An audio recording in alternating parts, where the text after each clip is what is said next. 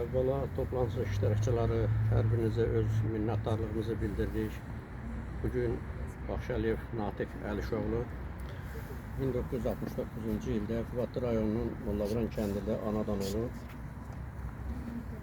Torpaqlarımız uğrunda gedən müharibədə yaxından iştirak edib. Torpaqlarımızın azad olunması uğrunda gedən şiddətli döyüşlərdə iştirak edib. 1994-cü ildə Füzuli bölgəsində Qəhrəmanzasının şəhid olub. Şəhidlik zirvəsini ucalıb.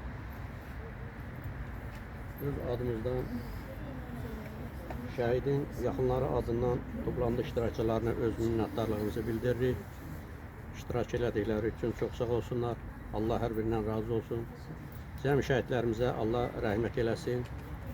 Bir daha ölkəmizdə belə bir sülh, əmin-amanlıq yaransın.